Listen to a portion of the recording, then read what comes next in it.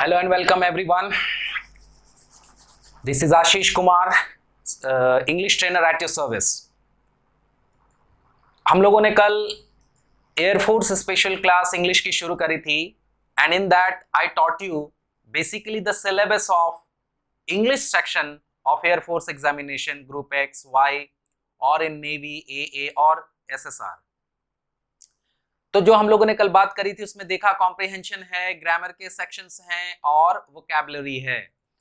तो today we gonna start grammar section. मैं grammar section शुरू करने जा रहा हूं और उसमें भी मैं थोड़े तरीके से ले चलूंगा। हालांकि आपका जो सिलेबस है वो काफी छोटा है, but will try and make you explain each and every step ताकि आपसे कोई भी क्वेश्चन मिस ना हो, whether it is a question of 1 marks each, चाहे वो 1 मार्क्स का ही क्वेश्चन क्यों ना हो। तो talking about that, first of all I am in the mood of giving you some ideas regarding noun. पहले आपको थोड़ा सा नाउन के बारे में आइडिया देने की कोशिश करता हूं, but before we could start noun let me tell you that how sentences are made. Sentences बनते किस तरह हैं? Sentences are made on this formula S plus V plus O, where S stands for subject, जहां S का मतलब होता है subject, in Hindi it is called कर्ता। V stands for verb, verb का मतलब हो गया क्रिया, and O stands for object, object का मतलब हो गया कर्म। सबसे पहले we need to know what is verb. पहले जानते हैं वर्ब क्या होता है। तो the definition of verb is, verb का डेफिनेशन है कि state of action is called verb. State of action is called verb, यानी जो कार्य होगा, स्टेट ऑफ एक्शन का मतलब होने वाला कार्य, जो कार्य होगा, जैसे पढ़ना, लिखना, बोलना, सुनना, करना, खरीदना, रोना, हंसना, गाना, ये सब क्रियाएं हुई हिंदी के लिए और इंग्लिश के लिए, यही कहलाएंगे वर्ब। और जो ये काम है, जो क्रिया है, उसको जो भी करेगा यानी करने वाला, doer, will be considered as subject, उसी को हम कहते हैं सब्जेक्ट। और जब ये सब्जेक्ट कोई कार्य को करेगा, जब सब्जेक्ट हमारा कोई टास्क परफॉर्म करेगा, तो इससे कुछ प्रभावित होगा या कोई प्रभावित होगा, तो जो इससे प्रभावित होगा वो कहलाएगा हमारा ऑब्जेक्ट।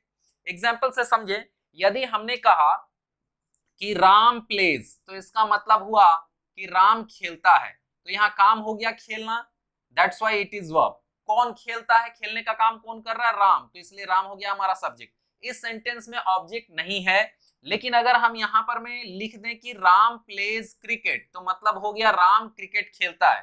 खेलना हमारा वर्ब हो गया, खेलने का काम राम कर रहा है, इसलिए राम सब्जेक्ट हो गया। राम क्या खेलता है? क्रिकेट, तो क्रिकेट हो गया हमारा ऑब्जेक्ट। अब आप कहेंगे ये तो बड़ा बेसिक चीज है, ये तो हम जानते हैं, बचपन से सीख रहे हैं। Why am I teaching you so? Because मैं आपको बताने जा रहा हूं इन दोनों के बारे में, जिससे कि सबसे ज्यादा क्वेश्चंस आते हैं, और इसे हम कहते हैं सब्जेक्ट वर्ब एग्रीमेंट या सब्जेक्ट वर्ब कॉन्कॉर्ड, जिसे आम भाषा में हम सिंटैक्स भी कहते हैं। इसे आप सिंटैक्स भी कह सकते हैं। तो इसलिए आपको ये पता होना बहुत जरूरी है कि सब्जेक्ट क्या है और वर्ब क्या है। जब ये दोनों कॉन्सेप्ट क्लियर होंगे तो इसके आगे जितने भी रूल्स आएंगे वो आपको समझ में आएंगे और आप आसानी से एरर्स को डिटेक्ट कर पाएंगे। अब इससे पहले कि हम लोग सब्जेक्ट वर्ब एग्रीमेंट करें, आपको बता दें कि सब्जेक्ट में आती क्या क्या चीजें या कौन कौन सी ऐसी चीजें जो सब्जेक्ट का स्थान ले सकती हैं, सब्जेक्ट का काम कर सकती हैं। तो सब्जेक्ट में मेनली दो ही चीजें आती हैं, एक नाउन, दूसरा प्रोनाउन। नाउन और प्रोनाउन ही सब्जेक्ट का काम करते हैं। अब आप कहेंगे जेरंड भी करता है, तो जेरंड भी क्या है? वर्ब में आईएनजी लगा करके नाउन बनाए, तो इस तरह से टेक्निकली वो भी तो नाउन बन जाता है ना। तो सब्जेक्ट में हमारा काम हमेशा नाउन और प्रोनाउन ही करता है, इसलिए we gonna talk about noun first. हम लोग नाउन के बारे में पहले बात करेंगे। अब आप समझें कि आपका जो सिलेबस है उसमें नाउन से क्या क्वेश्चंस आते हैं। मेनली आपके सिलेबस में नाउन से जो क्वेश्चन आएंगे वो एक तो सब्जेक्ट वर्ब एग्रीमेंट का एरर में से कोई एक क्वेश्चन हो सकता है, और दूसरी जो नाउन से सबसे ज्यादा आपके बुक्स में या आपके सेट्स में या फिर आपके एग्जामिनेशन में क्वेश्चन पूछेंगे या बनेंगे, वो दो चीजों से होते हैं। एक जेंडर से क्वेश्चन बनता है, दूसरा नंबर से क्वेश्चन बनता है। जेंडर का मतलब लिंग, नंबर का मतलब वचन, एक वचन बहुवचन, और पुल्लिंग स्त्रीलिंग से सबसे ज्यादा क्वेश्चन बनते हैं। हालांकि दो जेंडर और भी हैं, उनके बारे में तो थोड़ा सा बेसिक करते हैं हम लोग, और फिर उसका थोड़ा सा जो जिससे क्वेश्चंस बनेगा उन्हीं चीजों पर जाएंगे। एक आध दो क्वेश्चंस भी मैं आपको डिस्प्ले करके दिखाऊंगा, कुछ सेट्स भी इसके हम लोग करेंगे, जिससे कि आपका कॉन्सेप्ट पूरा का पूरा क्लियर हो जाए। तो सबसे पहले बेसिकली नाउन के बारे में थोड़ा सा बात कर लें, क्योंकि इसके छोटे कॉन्सेप्ट्स आपको जानने होंगे। तो सबसे पहले नाउन का क्लासिफिकेशन देखें। आपको बता दें कि नाउन का क्लासिफिकेशन भी कई तरीके से होता है, वर्गीकरण भी कई तरीके से होता है। एक तो आप जानते ही होंगे कि नाउन के 5 भेद हैं। The first one is proper noun, in Hindi it is called व्यक्तिवाचक संज्ञा, इसे हम लोग व्यक्तिवाचक संज्ञा कहते हैं। The name of a person, place और थिंग इज कॉल्ड नाउन, किसी व्यक्ति, वस्तु या स्थान के नाम को ही हम संज्ञा कहते हैं। तो it means noun is equal to name, name is equal to noun. And noun भी एक लैटिन नेम ही है, एक लैटिन शब्द है नाउन, उसको इंग्लिश में ला करके हम लोगों ने इंग्लिश में यूज कर लिया है। तो जब भी किसी व्यक्ति, वस्तु या स्थान के नाम को संज्ञा कहते हैं, name of a person, place और थिंग इज कॉल्ड नाउन, तो फिर प्रॉपर नाउन कैसा नाउन हुआ? तो name of a special person, special object, special thing, special place, तो उसे ही हम कहेंगे प्रॉपर नाउन। फॉर एग्जाम्पल आप कहीं जाएं, अगर सपोज बाहर कहीं गए हैं और वहां if you are a native speaker of Bhojpuri, आप भोजपुरी बोलते हैं, आप सपोज दिल्ली में हैं या मुंबई में हैं, वहां पर आपने भोजपुरी बोलना शुरू किया, आपके सामने कोई बंदा बैठा हुआ है या खड़ा है और वो भी कहीं समहाउ यहीं का था, जैसे ही वो सुनेगा तो आके आपको भोजपुरी में ही पूछेगा कि प्रॉपर आप कहाँ के हैं। आप बोलेंगे सपोज कि आई एम फ्रॉम आरा, तो बोलेगा प्रॉपर आरा टाउन। तो प्रॉपर का मतलब ही होता है खास, तो खास नाम को हम प्रॉपर नाउन कहते हैं। फॉर एग्जाम्पल राम, तो राम का मतलब दुनिया के सारे लड़कों का नाम राम तो होता नहीं। अगर टीचर क्लास में आके बोलेंगे राम स्टैंड अप, तो सिर्फ वही लड़का खड़ा होगा जिसका नाम राम होगा, यानी ये खास व्यक्ति का नाम हुआ। अब बात कर ले सुप्रीम चेयर, तो दुनिया की हर चेयर तो सुप्रीम चेयर होती नहीं, ये खास कंपनी का चेयर हो गई। कोलकाता, सभी जगह का नाम कोलकाता होता नहीं, ये खास स्थान का नाम हो गया। तो खास व्यक्ति, खास वस्तु, खास स्थान के नाम को हम कहते हैं प्रॉपर नाउन। अब इसमें एरर वाली बातें क्या आती हैं उसको समझें। प्रॉपर नाउन में हमेशा आपको याद रखना है कि इसका जो फर्स्ट लेटर होता है वो कैपिटल होता है। First letter is always capital. देख सकते हैं आप कि इसका राम का आर कैपिटल है, सुप्रीम का एस कैपिटल है, कोलकाता का के कैपिटल है। हमेशा प्रॉपर नाउन कहीं भी आएगा सेंटेंस में, उसका फर्स्ट लेटर कैपिटल ही होगा, always remember that. Next thing है कि article is not used before them, या नो आर्टिकल आप लिख दे सीधे सीधे, इसके पहले जो है आर्टिकल यूज नहीं होता, यानी the Ram, a Ram, an Ram, ऐसा कभी नहीं करते, आर्टिकल यूज नहीं किया जाता प्रॉपर नाउन के पहले। उसके बाद इसका कभी प्लूरल भी संभव नहीं है, ये याद रखेंगे कि plural is not possible, no plural is possible, इसका प्लूरल पॉसिबल नहीं है। तो सम एक्सटेंट आप कहेंगे कि मैंने तो भाई डिटेल में ग्रामर पढ़ा, एक दो प्लूरल तो मैंने बना लिया है, तो वो फिर एक्सेप्शनल केसेस हैं और एक्सेप्शनल केसेस के बारे में बाद में बात करेंगे। तो ये था हमारा प्रॉपर नाउन, और इसके ये 3 आपको चीजें याद रखनी है कि इसका फर्स्ट लेटर कैपिटल होता है, नॉर्मली इसके आर्टिकल्स नहीं लगते इसके पहले, एक आध दो केस ऐसे हैं एक्सेप्शनल केस, लेकिन एक्सेप्शनल केस आपको नहीं पूछे जाते हैं, आपके सिलेबस में बहुत छोटी चीजें आती हैं, तो इसलिए सीधे सीधे याद रखेंगे आर्टिकल भी नहीं लगता और इनके प्लूरल्स भी नहीं बनते। दूसरा होता है कॉमन नाउन, जिसे आप हिंदी में जातिवाचक संज्ञा कहते हैं। Common name of a person, place और thing is called common noun. आम नाम जो सभी का होता है, जैसे बॉय, आप भी बॉय हो सकते हैं, मैं भी बॉय हूं, दुनिया के हर बॉय को बॉय ही कहेंगे। हालांकि हमारा इंडिविजुअल अलग अलग नाम है, लेकिन बॉय नॉर्मली सभी के लिए यूज होने वाला नाम है, इसीलिए इसे जातिवाचक संज्ञा या कॉमन नाउन कहेंगे। सुप्रीम हो, नीलकमल हो, जुआरी हो, कोई भी चेयर तो चेयर होता है, कॉमन नाउन। कोलकाता हो, पटना हो, दिल्ली हो, ये सब क्या है? सिटी, सिटी हमारा कॉमन नाउन। तो ये सब आम नाम है जो एक साथ सभी के लिए यूज किए जा सकते हैं, इसीलिए इन्हें हम कॉमन नाउन कहते हैं। अब कॉमन नाउन में जो चीजें आएंगी वो याद रखने वाली चीजें ये हैं कि दे कैन बी सिंगुलर और प्लूरल बोथ, ये सिंगुलर भी हो सकते हैं, प्लूरल भी हो सकते हैं, ठीक है। When they are singular article can be used, article आप यूज कर सकते हैं जब ये सिंगुलर होंगे, but when they are plural no article is used, जब ये प्लूरल होते हैं तो इनके पहले अमूमन आर्टिकल नहीं लगता। अमूमन, अमूमन बोलने का मतलब ये हुआ लगभग, हमेशा, लेकिन हमेशा नहीं, कुछ केसेस हैं, बार बारी मैं कह रहा हूं कुछ केसेस हैं, लेकिन मेनली जो मैं बता रहा हूं ये आपके सिलेबस से रिलेटेड है, डिटेल्ड ग्रामर आपके लिए नहीं है, आपके लिए उतना ही है। मैंने पहले भी कहा था set your target and hit your target, बहुत ज्यादा डिटेल में नहीं जाना, आपको उतनी ही पढ़ाई करनी है जितने से कि आपका आराम से XY ग्रुप का या फिर A का या फिर SSR का एग्जामिनेशन क्रैक हो जाए। तो आपको दिमाग में यही डालना है कि इसमें हमें आर्टिकल तब नहीं यूज करना जब प्लूरल हो, लेकिन आर्टिकल यूज कर सकते हैं या करेंगे जब ये सिंगुलर होगा, यानी बॉय होगा तो आप आर्टिकल यूज करिए, लेकिन बॉयज होगा तो आर्टिकल यूज नहीं करना। अब आते हैं हम लोग तीसरे वाले पर। तीसरा हो गया हमारा मटीरियल नाउन। तब आप कहेंगे कि भाई हमारा कलेक्टिव नाउन कहां चला गया? कलेक्टिव नाउन भी है और उस पर भी थोड़ा सा डिस्कशन करेंगे लास्ट में। देखिए मटीरियल नाउन का मतलब क्या होता है? द्रव्यवाचक संज्ञा, मतलब किसी वस्तु या पदार्थ के नाम को हम मटीरियल नाउन कहते हैं। Name of any object, anything is called material noun. ठीक है, और अपनी भाषा में समझने के लिए ये समझे कि जब किसी चीज के निर्माण में किसी चीज का भूमिका हो तो उसे मटेरियल कहेंगे। फॉर एग्जांपल अगर आपको घर बनानी हो तो आपको कौन से मटेरियल्स लगेंगे? You need cement, you need chipstone, you need iron rods, ये सारी चीजें, सैंड, ये सारी चीजें लगेंगी, बालू, गिट्टी, छड़ इत्यादि, सीमेंट वगैरह आपको लगेगा, तो ये सब मटेरियल हुए घर बनाने के, तो उस वक्त ये कहलाने लगेंगे मटेरियल नाउन। तो ऐसा कोई भी नाम जिससे कोई अन्य चीज बन जाए, टेक्निकली जो अपना रूप बदल के किसी और चीज में परिणत हो जाए, उसे ही हम मटेरियल नाउन कहेंगे। ये सॉलिड भी हो सकता है और लिक्विड भी हो सकता है, मतलब ठोस भी हो सकता है और द्रव्य भी हो सकता है। फॉर एग्जाम्पल ऑयल, तो ये हमारा लिक्विड हुआ, बट वुड, लकड़ी, ये तो हमारा ठोस हो गया। आयरन ठोस है, लोहा, बट मिल्क, दूध, ये तो लिक्विड हो गया। तो ये सब हो गए हमारे मटेरियल नाउन। अब इनमें भी चीजें ये ध्यान रखनी है कि इनका प्लूरल पॉसिबल नहीं है, नो प्लूरल। ऑयल का ऑयल्स नहीं कर सकते हैं, वुड का वुड्स नहीं कर सकते। आप फिर कहेंगे कि मैंने तो एक जगह पढ़ रखा है कि वुड्स होता है, तो यार वुड्स जब होता है तो वो एक अलग शब्द बन गया, वो एक अलग नाउन हो गया, और उसकी हिंदी होती है जंगल, फॉरेस्ट।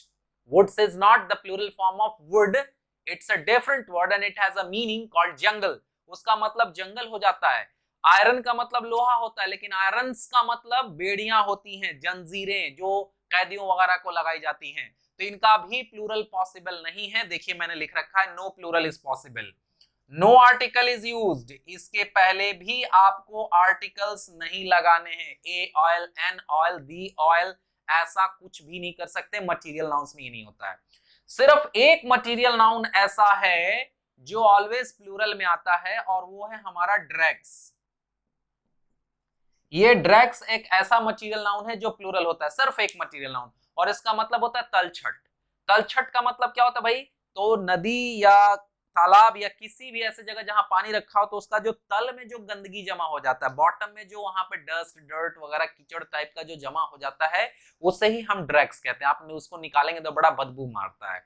तो इन सब चीजों में तो आप कह सकते हैं कि oil is floating, oil float कर रहा है, मतलब सिंगुलर है ये सब। अगर सिंगुलर रहेंगे तो टेक्निकल सा टर्म समझें, सब्जेक्ट वर्ब एग्रीमेंट का टर्म समझें कि when the subject is singular, verb is singular. Subject is plural, verb is plural. जब सब्जेक्ट सिंगुलर तो वर्ब भी सिंगुलर, जब सब्जेक्ट प्लूरल तो वर्ब भी प्लूरल। तो अगर ये सिंगुलर है तो इसके साथ सिंगुलर वर्ब लगेगा। राम इज कमिंग होगा, कभी भी राम आर कमिंग नहीं कह सकते, क्योंकि सिंगुलर था। अभी मैंने बोला आपको कि इसका प्लूरल पॉसिबल नहीं है, तो जब ये सिंगुलर है तो सिंगुलर वर्ब लेगा। यहां मैंने कहा कि ये सिंगुलर भी हो सकते हैं, प्लूरल भी हो सकते हैं कॉमन नाउन में। ए बॉय इज कमिंग, एक लड़का आ रहा है, तो इज हमारा सिंगुलर हो गया। लेकिन boys are coming, boys is नहीं कर सकते। जब प्लूरल होगा तो प्लूरल वर्ब लेगा, सिंगुलर होगा तो सिंगुलर वर्ब लेगा।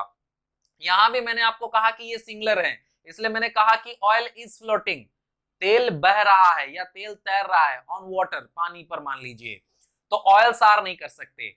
लेकिन जो ड्रैग्स है हमारा, ये प्लूरल है, इसलिए इसका प्लूरल वर्ब लगेगा कि drags are stinking. Stink, STINK, stink का मतलब होता है बदबू मारना, जो दुर्गंध होता है ना, दुर्गंध की अंग्रेजी होती है स्टिंक।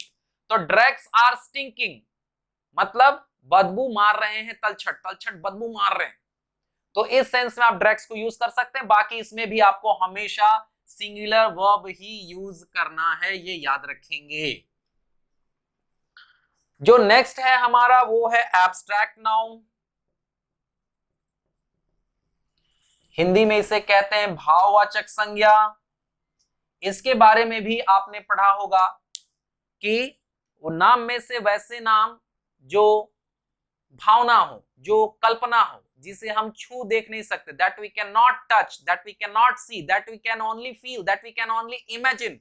मैं इसमें एक और नई चीज जोड़ना चाहूंगा, क्योंकि अभी भी लोगों को कंफ्यूजन होता है इसमें, कि वैसे नाम जो दरअसल में कोरी कल्पना हो, जो पृथ्वी पर मौजूद ही ना हो, सिर्फ मिथ हो, कल्पना हो, ऐसे नाम को ही आप एब्स्ट्रैक्ट नाउन बोलेंगे। क्योंकि मैंने कई बच्चों से पूछा है कि एयर क्या है, AIR एयर, तो वो कह देते हैं कि सर एयर जो है वो एब्स्ट्रैक्ट नाउन है। गलत है, क्योंकि एयर केवल कल्पना नहीं है। आप कहेंगे कि सर एयर को तो छू नहीं सकते, देख नहीं सकते, सही बात है, आप नहीं छू सकते, देख सकते, लेकिन एयर आपको छूता है, हवा आपको छूती है। आप फैन ऑन कर दीजिए, देखिए आपको हवा छूने लगेगी। हवा को मापा भी जाता है, हवा को मापने वाले यंत्र को बैरोमीटर कहते हैं। Barometer is used to measure the wind. Wind को मेजर करने के लिए, मेजरमेंट करने के लिए हम बैरोमीटर का यूज करते हैं। और हवा पृथ्वी पर मौजूद है, ये कोई कल्पना नहीं है। क्योंकि अगर हवा अपना विकराल रूप लेकर के आ जाए तो बवंडर, आंधी तूफान बनकर आता है और कई बार आपका जान भी ले सकता है। तो हवा कोई कल्पना नहीं है, इसलिए एयर कतई एब्स्ट्रैक्ट नाउन नहीं है। अब कौन सा नाउन है, अगर आपको मालूम है तो जरा कमेंट बॉक्स में लिखिए, मैं देखूं कि आपको समझ में आता है कि नहीं। अगर नहीं समझ में आएगा तो मैं फिर बताऊंगा। तो एब्स्ट्रैक्ट नाउन क्या है, जो काल्पनिक नाम है। जैसे फॉर एग्जांपल गॉड, भगवान, ये कहीं नहीं है। हमारे लिए राम भगवान है, तो किसी के लिए खुदा भगवान है, तो किसी के लिए यीशु मसीह भगवान है, ये कहीं है नहीं। Love, anger, hate, sweetness, kindness, ये सब जो वर्ड्स हैं ये टेक्निकली कहीं मौजूद नहीं है, बस इसका हमको एहसास होता है, इसीलिए इन सारे वर्ड्स को हम एब्स्ट्रैक्ट नाउन कह सकते हैं। फिर वही बात, अगर इसकी बात करें तो नो प्लूरल इज पॉसिबल, इसका प्लूरल नहीं बना सकते। नो आर्टिकल, इसके पहले आर्टिकल नहीं लगता। और सिंगुलर वर्ब इज यूज्ड, इसमें भी हम लोगों को सिंगुलर वर्ब ही यूज करना है। आ रही बात समझ में? क्योंकि अभी शुरू में ही मैंने बोला कि जब सब्जेक्ट सिंगुलर तो वर्ब भी सिंगुलर, जब सब्जेक्ट प्लूरल तो वर्ब भी प्लूरल। तो जब ये सिंगुलर है तो इसमें सिंगुलर वर्ब लगाएंगे। ठीक है, तो ये कुछ कॉन्सेप्ट थे। अब आते हैं हम लोग जो मैंने छोड़ा था उस पर, which was collective noun. Collective noun के ऊपर आएंगे और थोड़ा सा कलेक्टिव नाउन के देखने के बाद फिर आपकी जो कॉन्सेप्चुअल चीजें हैं जिस पर आपको वाकई ध्यान देनी है, उन चीजों के बारे में बात करेंगे। मैंने पहले ही कहा कि आपको नाउन से दो तरह के क्वेश्चन बनते हैं। एक क्वेश्चन आपका बनता है सब्जेक्ट वर्ब एग्रीमेंट को लेकर, और एक क्वेश्चन बनता है नाउन का, बेसिकली अगर बात करें तो नंबर और जेंडर को लेकर। तो उसके बारे में भी नेक्स्ट क्लास में चर्चा करेंगे। आज थोड़ी सी कॉन्सेप्ट पर ही हम लोग चर्चा को आगे बढ़ाएं। तो बात कर रहे हैं अब हम लोग कलेक्टिव नाउन के बारे में। इसे हिंदी में कहते हैं समूहवाचक संज्ञा। तो नाम में से वैसे नाम जिससे किसी समूह का बोध हो, संगठन का बोध हो, उसे ही हम कलेक्टिव नाउन कहते हैं। The name that reflects community, crowd, इस तरह की चीजों के लिए हम कलेक्टिव नाउन का यूज करते हैं। अगर हम कह रहे हैं क्राउड, तो ये एक कलेक्टिव नाउन हुआ। क्यों कलेक्टिव नाउन हुआ बाबा? क्योंकि क्राउड का मतलब होता है लोगों का समूह। अगर हम कह रहे हैं आर्मी, तो ये एक कलेक्टिव नाउन हुआ। क्यों कलेक्टिव नाउन हुआ? क्योंकि आर्मी का मतलब होता है सैनिकों का समूह। इसमें कुछ और भी वर्ड्स होते हैं, जैसे कि BOUQUET, ये है बुके।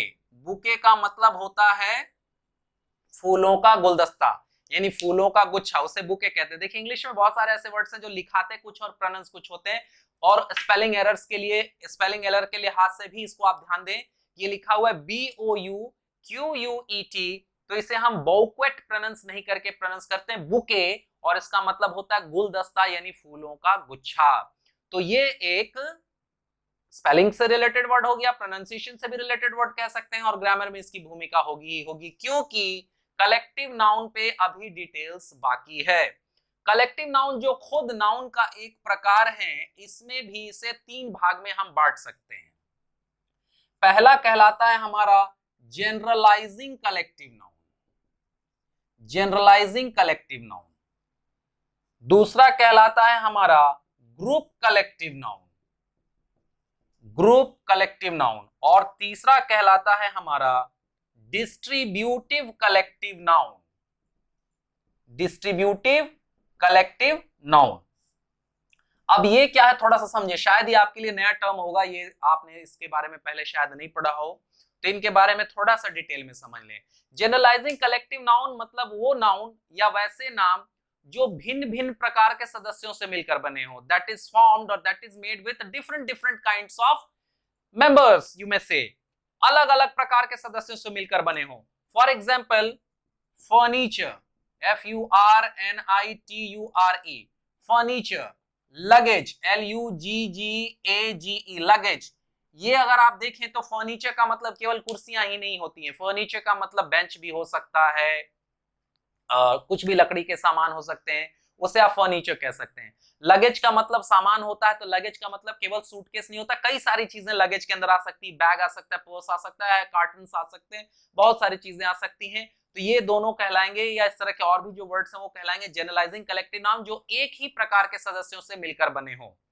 दूसरा है ग्रुप कलेक्टिव नाउन, नाम में से वैसे नाम सॉरी ये था भिन्न भिन्न प्रकार के सदस्यों से मिलकर बने हो, नाम में से वैसे नाम जो एक ही प्रकार के सदस्यों से मिलकर बने हो उन्हें हम कहेंगे ग्रुप कलेक्टिव नाउन।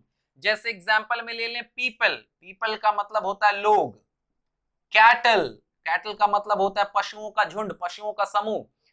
आप पीपल का मतलब केवल इंसानों के समूह से ही लगाएंगे, कभी भी उसमें जानवर डालेंगे तो वो पीपल नहीं हुआ। और कैटल का मतलब केवल जानवरों का समूह हुआ, कतई उसमें आप इंसान को नहीं डाल सकते। तो ये एक ही प्रकार के सदस्यों से मिलकर बने हैं, इसीलिए इन्हें हम ग्रुप कलेक्टिव नाउन कहते हैं।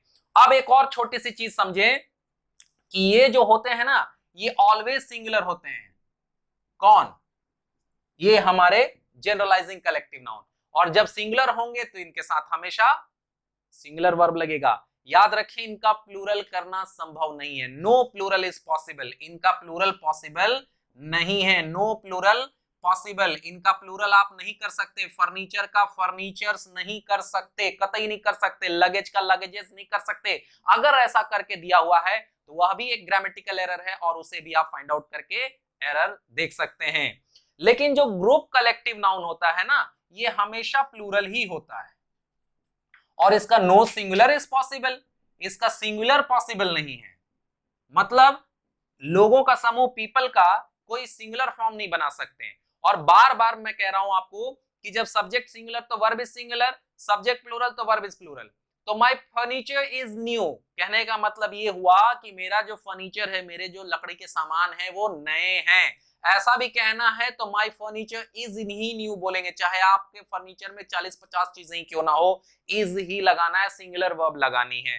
People are waiting for you, people are waiting for you, लोग आपका इंतजार कर रहे हैं, कभी भी पीपल के साथ इज नहीं लगा सकते। ये जो की नोट्स है ना, इसको आपको बेटर वे में ध्यान रखना है। अगर आप ये की नोट्स ध्यान में रखेंगे तो विश्वास मानिए आपकी जो चीजें हैं वो जल्दी नहीं फंसेंगी और आप बहुत आसानी से एरर्स को डिटेक्ट कर पाएंगे। अब आखिरी वाले पर आते हैं, ये डिस्ट्रीब्यूटिव कलेक्टिव नाउन क्या, ये थोड़ा सा ट्रिकी है, इसको समझे। नाम में से वैसे नाम जो ग्रुप या समूह के लिए यूज होते हो, लेकिन ये कभी तो आपस में एक रहते हैं, कभी आपस में विभक्त हो जाते हैं। Sometimes they are unanimous but sometimes they are divided. तो जब ये आपस में एक रहेंगे तो सिंगुलर समझे जाएंगे, सिंगुलर वर्ब लेंगे। When they are united they'll be considered as singular and they'll be taking singular verb, but when they are divided, जब ये आपस में बढ़ जाएंगे, they'll be considered plural and they'll be taking plural verb. For example कैसे कैसे शब्द हो सकते हैं, ये हो गया हमारा ज्यूरी, जजों का समूह, न्याय सभ्य, पार्लियामेंट, सांसदों का समूह, संसद कहते हैं पार्लियामेंट को, गवर्नमेंट, सरकार, मंत्रियों का समूह। तो ये सब भी हमारे कलेक्टिव नाउन ही है, लेकिन इन्हें हम कलेक्टिव नाउन में कौन सा कलेक्टिव नाउन कहेंगे, डिस्ट्रीब्यूटिव कलेक्टिव नाउन। अब इसको अगर हम क्लासिफाई करें, मतलब इसका अगर एग्जांपल लें तो हम कह सकते हैं कि the jury is United over this case, मतलब इस मामले को लेकर ज्यूरी यूनाइटेड है। तो मैंने कहा jury is united, singular use किया क्योंकि यूनाइटेड की बात हो रही थी। The government are not ready to pass this bill, government are not ready to pass this bill, यानी सरकार सहमत नहीं है इस बिल को, इस कानून को पास करने को लेकर, क्योंकि इसमें कुछ लोग बटे हुए हैं। तो जैसे ही ये बटेंगे, नेगेटिव वाली बात आएगी तो प्लूरल बनेंगे, जब ही ये एकजुट हो जाएंगे, अफर्मेटिव वाली बात आएगी तो ये सिंगुलर बनेंगे और इनके साथ सिंगुलर वर्ब लगने लगेगा। ये बेसिक कॉन्सेप्ट था हमारा नाउन का। आई होप आपने इसको समझ लिया। मैं एक और क्लास कॉन्सेप्ट की लूंगा नाउन के, और उस कॉन्सेप्ट क्लास में मैं आपको इससे थोड़ी आगे की चीजें बताऊंगा और फिर उसी से मैं आपको जेंडर की ओर ले चलूंगा, क्योंकि जेंडर और नंबर से मैंने बार बार ही कहा, अभी 2-3 बार ही कहा आपसे कि जेंडर और नंबर से सबसे ज्यादा क्वेश्चंस आएंगे। तो वेट करिए हमारी नेक्स्ट वीडियो का। आई होप कि इसमें आपको आज कुछ ना कुछ काम की चीजें जरूर मिली होंगी और ये काम की चीजें आपको फ्यूचर पर्सपेक्टिव के हिसाब से भी हैं। You may also take this things in your consideration in your mind for any other examination as well. आप दूसरे एग्जामिनेशन के लिए भी इन चीजों को यूज कर सकते हैं। चलो, मैंने क्वेश्चन पूछा, if you have got the answer reply to me in the comment box and meet you with the next video, next session with next class. Thank you. This is Ashish Kumar, English speaker, or I must say the teacher of English language, signing off today. Bye. Have a good day.